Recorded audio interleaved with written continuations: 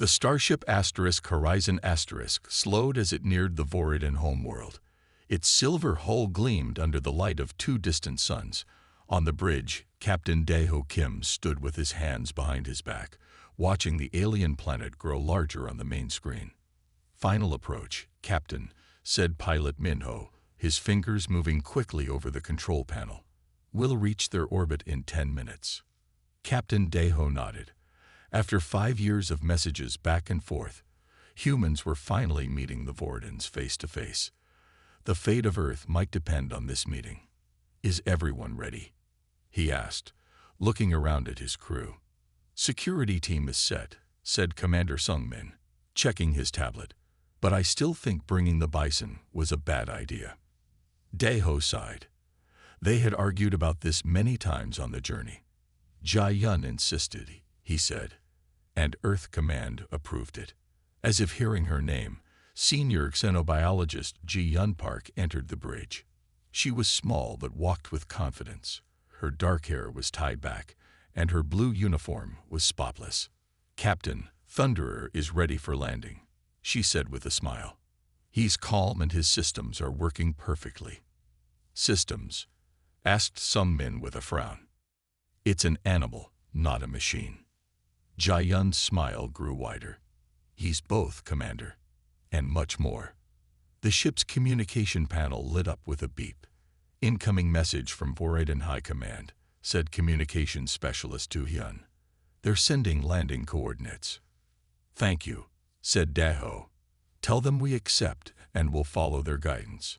30 minutes later, the Horizon touched down on a massive landing pad. Through the viewports, they could see tall, shining buildings that looked like they were made of crystal and metal. The Voridan city stretched as far as they could see. "It's beautiful," whispered Ji-Yun. "And very different from our cities," added High Counselor Yunji, the delegation's political expert. "They build up, not out." The landing ramp lowered with a hiss. Daeho straightened his uniform and turned to his team. "Remember why we're here," he said. "The Voridans have technology we need. They've agreed to talk peace after decades of Cold War. Let's not mess this up." His eyes moved to Ji-Yun. "That includes with your pet project." Ji-Yun nodded. "Thunderer will behave, Captain. Trust me." They walked down the ramp into the bright alien day. The air smelled like metal and something sweet. Waiting for them was a group of Voridans. The aliens stood taller than humans. Their bodies were covered in a hard, shiny shell that looked like green and blue armor. They had 4 arms and 2 legs. Their heads had large, compound eyes that reflected light in many colors. "Greetings, humans," said the tallest Voridan. Its voice sounded like several people talking at once. "I am Chief Diplomat Zeltor. Welcome to Kizel, capital of the Voridan Empire." "Thank you for your welcome," said Daeho with a small bow. "I am Captain Daeho Kim of Earth. We come in peace and friendship." As the human delegation spread out at the bottom of the ramp, a loud snort came from inside the ship. The Voridans stiffened, their head antennae twitching. "What is that sound?" asked Zeltor. Ji-Yun stepped forward. "That would be my research assistant," she said. She turned and whistled sharply. Heavy footsteps echoed from inside the ship. Then, to the obvious shock of the Voridans, a massive bison emerged. It stood nearly 6 feet tall at the shoulder, with a thick, dark brown coat and curved horns. Around its body was what looked like modified equipment. Small blinking lights and thin metal bands wrapped around its powerful frame. "This is Thunderer," said Ji-Yun proudly, patting the bison's side. "He's an Earth bison, genetically modified and enhanced." The Voridans looked at each other. Some made clicking sounds that might have been laughter. "You bring an animal to a diplomatic mission?" asked Zeltor. "How? Primitive." Ji-Yun's smile didn't waver. "Appearances can be deceiving," she said simply. Daeho could feel the mission starting on the wrong foot. He stepped forward quickly. "Shall we proceed to our meeting?" he asked. The Voridans turned away from Thunderer, But Daeho noticed they kept looking back at the Bison with what seemed like amusement or disgust. As they walked toward the crystal buildings, Daeho moved close to Ji-yun. "This better work," he whispered. "They already think we're backward." Ji-yun watched as Thunderer calmly followed them, his hooves clicking on the smooth landing pad. "Don't worry, Captain," she said quietly. "They'll understand soon enough." The human delegation was given a large, dome-shaped building to use as their base. Inside, the walls shone with a soft blue light. The furniture was smooth and curved, made from materials no one from Earth had seen before. "These quarters are acceptable," said Daeho to their Voridin guide. "Thank you for your hospitality." The Voridin, who had introduced itself as Junior Diplomat Mevlan, bowed slightly. "The formal talks will begin tomorrow at first light. Please rest and prepare." Its compound eyes flickered toward Thunderer, who stood calmly in the corner of the main room. "We have prepared a separate area for your livestock." Ji-yun stepped forward. "Thunderer stays with me," she said firmly. "He's not ordinary livestock." Mevlan's antennae twitched. "As you wish." "How unusual." The Voridin left, the door sliding shut behind it. As soon as they were alone, Sungmin threw his hands up. "That Bison is making us look like fools. The Voridins think we're primitives who can't even leave our farm animals at home." "Let them think what they want," said Ji-yun. She walked to Thunderer and touched one of the metal bands on his side. A small panel opened, revealing a screen with scrolling data. "Thunderer has already collected more information about the Voridins than all our other equipment combined." Yoon-ji moved closer, looking at the screen with interest. "What kind of information?" "Air composition, temperature variations, sound frequencies beyond human hearing." And Ji-yun smiled. "Pheromone patterns. The Voridins communicate with chemicals as well as sounds. Thunderer can detect them." Daeho looked impressed despite himself. "So that's why Earth Command approved this. The Bison is a walking spy lab." "Exactly," said Ji-yun, patting Thunderer's broad head. "And the Voridins are ignoring him because they think he's just a dumb animal. Their mistake." Engineer Ta-won, who had been setting up equipment in the corner, joined the conversation. "I checked our systems. There's some kind of interference field around this building. Most of our scanning tech is working at half strength." "Are they blocking us on purpose?" asked Daeho. "Maybe," said Ta-won. "But Thunderer's organic systems don't seem affected." Ji-yun nodded. "That's why I brought him. I thought the Voridins might have technology that could block our normal devices." Do-hyun looked up from his communication console. "Captain, I've been reviewing the Voridin language files. There are some strange patterns in how they describe their military capabilities in earlier messages." "What kind of patterns?" asked Daeho. "Inconsistencies. Sometimes they talk like they have a huge fleet, other times like they have just a small defensive force. It doesn't add up." Thunderer snorted and stamped one hoof. Ji-yun quickly checked his readouts. "Interesting. There's a spike in certain chemical compounds in the air circulation system. I think someone might be listening to us." The team fell silent, looking at each other with concern. "Everyone, check your gear for the night," Daeho said loudly. "Get some rest. Tomorrow will be a big day." Then he wrote on a tablet, "Asterisk meet in my quarters in 1 hour. No talking about mission until then asterisk." Later that night, the team gathered in Daeho's room. Ji-yun had brought a small device that she placed in the center of the table. "This will create white noise," she whispered. "Should mask our conversation." "What have you learned?" asked Daeho quietly. Ji-yun pointed to Thunderer, who stood nearby. His sensors picked up regular communication pulses throughout the building. "The Voridins are definitely monitoring us. But they're also sending other signals, aimed at something in orbit." "A ship?" asked Sungmin. "Or a weapon," suggested Ta-won grimly. Medical Officer Hae-yun, who had been quiet until now, leaned forward. "There's something else. I've been studying the biological data Ji-Yun collected. The Voridans' body chemistry is strange. They seem to share compounds between individuals, almost like they're connected somehow. Connected how? Asked Yunji. I'm not sure yet, said He-Yun. But it might explain why they always seem to know what each other is thinking. Daeho looked thoughtful. Tomorrow we need to be very careful what we say in the formal talks. And Ji-Yun, keep your Bison recording everything. Always, she said with a smile. Outside their building, the alien city glowed with strange lights. And somewhere, the Voridans were preparing for tomorrow too. Perhaps with plans very different from what they had told the humans. Morning came quickly on the Voridan world. The two suns rose one after the other, filling the sky with orange and purple light. The human delegation walked together toward the tall crystal building where the peace talks would be held. Everyone remember the plan, said Daeho quietly. Be polite but careful. Don't agree to anything without checking with the whole team first. Thunderer walked beside Ji-Yun, his hooves making soft sounds on the smooth path. Some Voridans passing by stopped to stare at the large animal.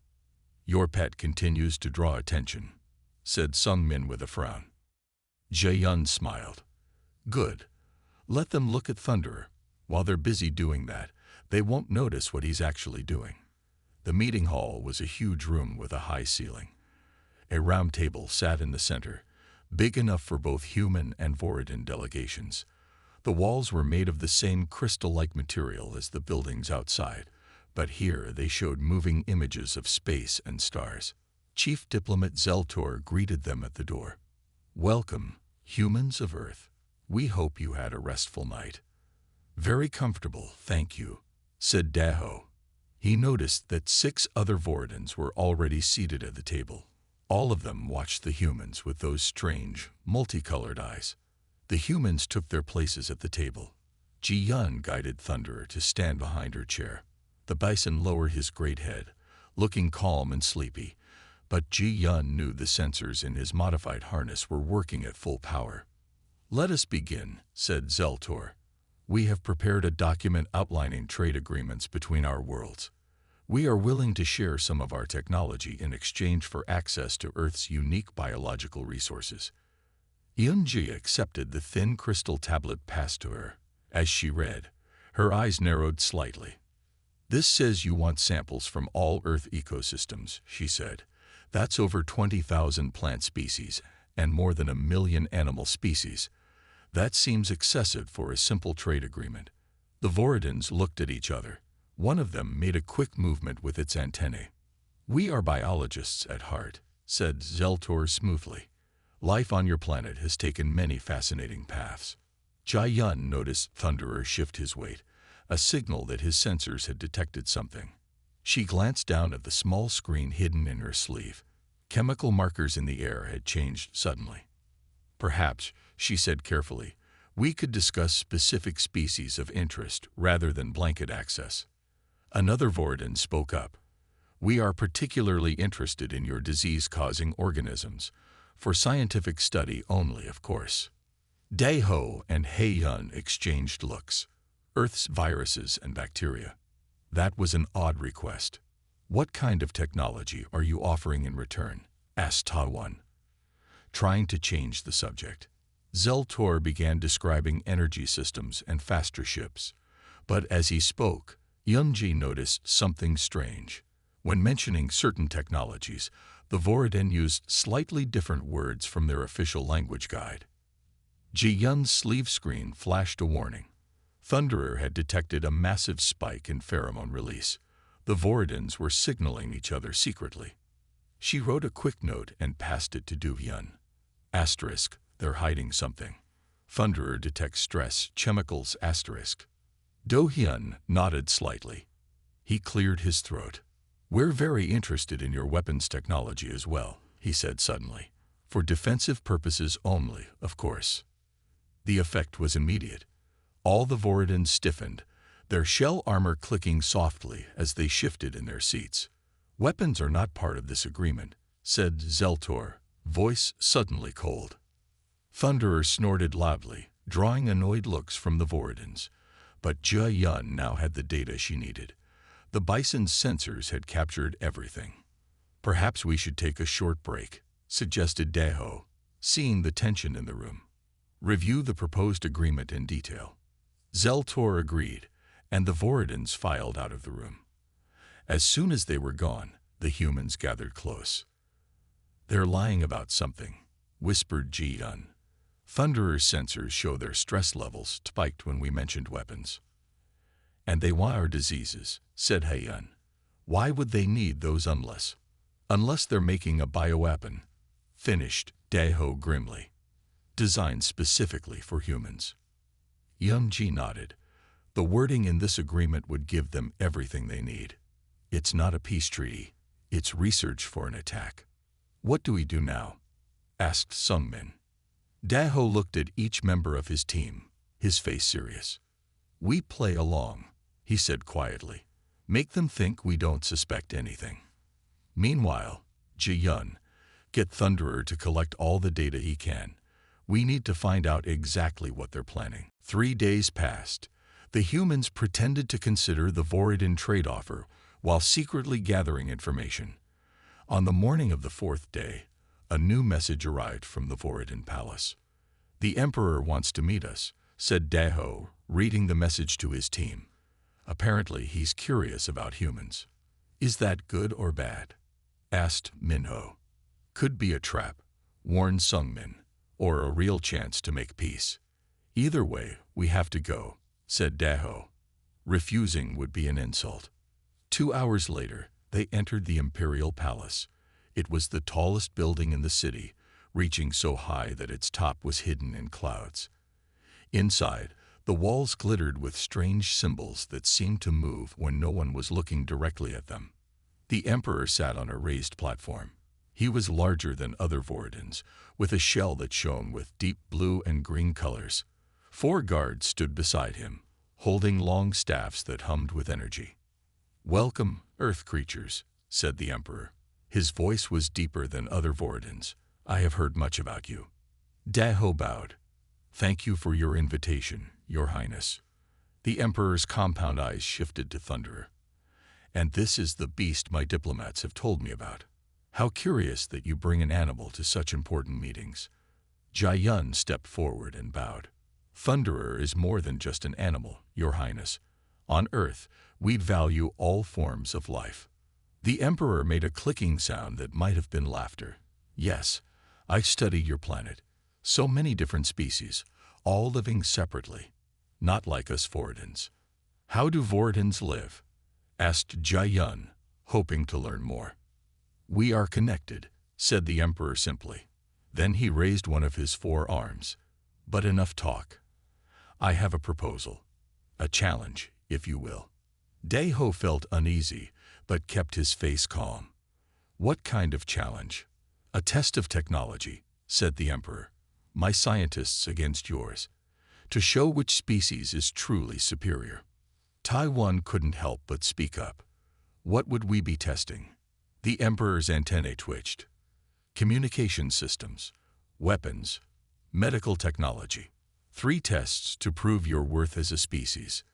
The humans looked at each other. This wasn't what they expected. "And if we refuse?" asked Daho carefully.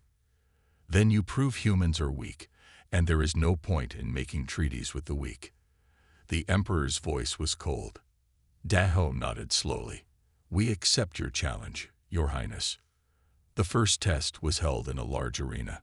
Hundreds of Voridans watched from tiered seats. The challenge seemed simple. Set up a communication link with a probe that the Voridans had placed in orbit. Taiwan and Du-hyun worked together, setting up their equipment. Ji-yun kept Thunderer nearby, his sensors recording everything. "System ready," said Taiwan finally. He pressed a button on their transmitter. Nothing happened. He tried again. Still nothing. "Something's wrong," he whispered to Daho. "Our equipment was working perfectly this morning." From across the arena, the Voridan scientists watched with what looked like satisfaction. One of them stepped forward with their own device and made an instant connection with the probe. The humans have failed the first test, announced the Voridin judge. The crowd made clicking sounds of amusement. Back in their quarters, the team examined their equipment. It was sabotage, said Taiwan angrily. They did something to our systems. Jai Yun was looking at data from Thunderer sensors. You're right. Thunderer detected an energy field right before our equipment failed. Look at this. She showed them a reading on her screen. There was a clear energy spike just as they tried to use their transmitter. They're using some kind of dampening field, said Du Hyun. It targets our specific technology. But why didn't it affect Thunderer systems? Asked Eunji. Jai Yun smiled. Because his main systems are biological, not electronic. The Voridins don't understand or respect biology enough to block it. Daeho paced the room, thinking hard. We have 2 more tests tomorrow. If we fail those 2, the Emperor might decide Earth isn't worth making peace with. Or worse, said Hyun quietly, that we're too weak to defend ourselves against attack. Jai Yun patted Thunderer's side. I have an idea, she said. The Voridins keep underestimating Thunderer. Let's use that against them. The Bison snorted softly, as if he understood every word. The second test was scheduled for early morning. As the 2 suns rose, the human team gathered in their quarters to go over Jai Yun's plan one last time. Everyone clear on what to do? Asked Daeho. They all nodded. Even Sungmin, who had doubted Thunderer from the start, now looked at the Bison with new respect. Let's hope this works, he said. The second test was held in the same arena. This time, the challenge was to scan and map a sealed container that the Voridins had prepared. Inside were various materials and structures that needed to be identified without opening the box. The Voridin scientists went first. They used a device that sent waves of energy through the container, creating a perfect 3-dimensional image of its contents on a large screen. Impressive, muttered Taiwan. That's better than our best medical scanners. Now it was the humans' turn. Taiwan and Hyun set up their equipment, but they worked slowly, making a show of checking and double-checking everything. Meanwhile, Ji Yun led Thunderer to the far side of the arena, as if taking him for a walk. The Voridins paid little attention to them.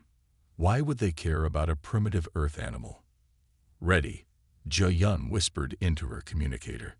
Suddenly, Thunderer let out a loud bellow and charged across the arena. The Voridins jumped up in alarm. Guards rushed forward, pointing their weapons at the Bison. Stop. He's just scared, shouted Jai Yun, running after Thunderer. While everyone watched the commotion, Du Hyun quickly attached a small device to the bottom of the Voridin scanning equipment. It was a signal interceptor that Taiwan had built overnight. Thunderer ran in circles, causing more confusion, before Jai Yun finally caught him and calmed him down. I apologize, she said to the Voridin judge. He's not used to so many people watching him. The judge's antennae twitched with annoyance. Control your beast or remove it. Jai Yun nodded and led Thunderer back to the human side of the arena. Did you get it? She whispered to Du Hyun. He gave a small smile. Perfect distraction. The interceptor is in place. When the humans activated their scanner, it didn't just work. It showed an exact copy of what the Voridin scanner had displayed. Du Hyun's device had captured their technology and was now mimicking it. The Voridin scientists looked shocked. The judge couldn't find any reason to disqualify the humans. The second test is a tie, he announced reluctantly. Back in their quarters, the team celebrated their small victory. 1 win, 1 tie. If we can win tomorrow's test, we might change the Emperor's mind about us, said Daeho. Ji Yun wasn't listening. She was studying new data from Thunderer sensors. Everyone, look at this, she said suddenly. When Thunderer ran near the Voridins, he picked up something strange. Their body chemistry changed all at once, like they were responding to a single signal. Hyun looked at the readings. That's not normal. Different individuals should have different reaction times, but these are perfectly synchronized. There's more, said Ji-dun. I've been analyzing all the data Thunderer has collected. The Voridans give off constant low-level signals, like they're always connected to each other. Connected how? Asked Eunji. I think. Ji-yun paused, trying to find the right words. I think they share a network, a biological network that links their minds together. They call it the chain. The room went quiet as everyone considered what this meant. A hive mind? Asked Sungmin. Like insects on Earth. Not exactly, said Ji-yun. They still have individual thoughts, but they're connected. They can share information instantly. That's why they always seem to know what each other is thinking. And why they don't understand Thunderer, added Daeho. A completely independent biological being must seem strange to them. Minho, who had been quiet until now, spoke up. If they're all connected, then finding a way to disrupt that connection could give us an advantage. Ji-yun nodded slowly, her hand resting on Thunderer's broad head. I think that's exactly what we need to do. And I think Thunderer might be the key. Outside, the alien city glowed in the twilight. Tomorrow would bring the final test, and perhaps the real truth about the Voridans' intentions. Before the final test, the Emperor invited the human delegation to a feast. The great hall was filled with Voridans of high rank, their shells polished to a bright shine. The humans were seated at a long table covered with strange foods. You must try everything, said Zeltor. It is our custom. Daeho looked at the colorful dishes with concern. Is this food safe for humans? Of course, said Zeltor. We studied your biology thoroughly. That statement made the humans even more nervous, but they couldn't refuse without causing offense. Haeyun whispered, I'll check everything with my scanner first. The meal began. Most of the food tasted strange, but wasn't bad. Minho particularly enjoyed a red fruit that reminded him of spicy apples. He took several from the bowl. Ji-yun had brought Thunderer to the feast. The Bison stood behind her chair, watching everything with calm eyes. His sensors were working at full power, recording every detail. Your beast seems well-behaved today, said the Emperor from the head of the table. Thunderer is always well-behaved, replied Ji-yun. Yesterday was unusual. He was sensing something that bothered him. The Emperor's compound eyes seemed to flash. What could a simple animal sense that would cause such alarm? Ji-yun smiled. Thunderer is very sensitive to changes in his environment. As the meal continued, Minho started to sneeze. The spicy fruit he had eaten was making his nose run. He pulled out a handkerchief. Excuse me, he said, wiping his nose. Something strange happened. Every Voridan at the table suddenly stiffened. Their antennae all pointed straight up, and a wave of clicking sounds filled the room. What's happening? Asked Daeho, alarmed. The Emperor rose from his seat. What is that substance? He demanded, pointing at Minho's handkerchief. It's just. I sneezed, said Minho, confused. It's a normal human reaction. The Voridans began to move away from Minho. Some left the room entirely. Ji-yun was watching Thunderer's readings on her hidden screen. Interesting, she whispered to Daeho. Their chain is showing disruptions. Something about Minho's sneeze affected them. The feast ended early. The Voridans claimed it was time to prepare for the final test, but the humans could tell something had upset them deeply. Back in their quarters, the team gathered around Minho. What was in that fruit? Asked Ji-yun. It was spicy, like earth peppers, said Minho. Made my nose run. Haeyun pulled out her medical scanner. Let me check your mucus. There might be a reaction between human biology and Voridan food. After a few minutes, Haeyun looked up in surprise. The fruit contains compounds similar to earth capsaicin, the chemical in hot peppers. But when it mixes with human mucus, it creates a new compound. And that affected the Voridans. Asked Eunji. According to Thunderer's readings, yes, said Ji-dun. Their chain showed clear disruption when Minho sneezed. The new compound must interfere with their biological network. Taiwan's eyes widened. So we've accidentally found a weakness. Jai Yun was reviewing more of Thunderer's data. There's something else. I've been analyzing all the readings since we arrived. The Voridans don't just share information through their chain. They share everything. Thoughts, feelings, even basic body functions. That's why they were so interested in Thunderer, said Daho suddenly. They can't understand how a complex biological creature can function without being connected to others of its kind. Exactly, said Ji-dun. To them, Thunderer is impossible, a biological entity that operates completely independently. And so are we, added He-yun. Humans don't have a chain. We're individuals. That must terrify them, said Yunji quietly. A species that can't be controlled through their network. Daho looked around at his team. I think we now understand why they're so interested in Earth's biology. They want to study us to find a way to either connect us to their chain or eliminate us as a threat. And the final test tomorrow, asked Sungmin, is probably a trap, said Daho grimly. But now we have something they don't expect, knowledge of their weakness. Jai Yun put her hand on Thunderer's side. And we have him. The Voridans see Thunderer as our weakest link, a primitive animal holding us back. But he might be the key to our survival. That night, Ji Yun worked late, programming new instructions into Thunderer's systems. If her theory was correct, they might have a chance against the Voridans after all. The final test took place in a huge dome at the center of the city. Thousands of Voridans filled the seats around a circular stage. The Emperor sat on a high platform, watching everything. Today's challenge is about weapons, announced Zeltor. Each side will demonstrate their most advanced defensive technology. The human team looked at each other with worry. They hadn't brought any weapons to what was supposed to be a peace mission. We didn't come prepared for this, said Daho to Zeltor. Our mission is diplomatic, not military. Zeltor's antennae twitched. Then you forfeit the challenge.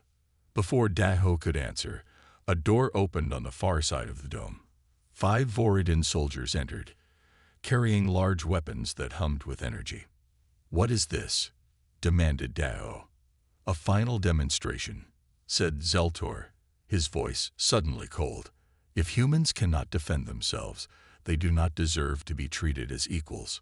The Emperor stood up. We have studied your species long enough. You are dangerous because you are unpredictable. Individuals cannot be controlled or understood. You must either join our chain or be eliminated. The soldiers raised their weapons, pointing them at the human delegation. We never wanted peace, continued the Emperor. We wanted to study your weaknesses. Now we know enough to begin our invasion of Earth. Daho stepped forward. You're making a mistake. Humans want peace, but we will defend ourselves if attacked. With what?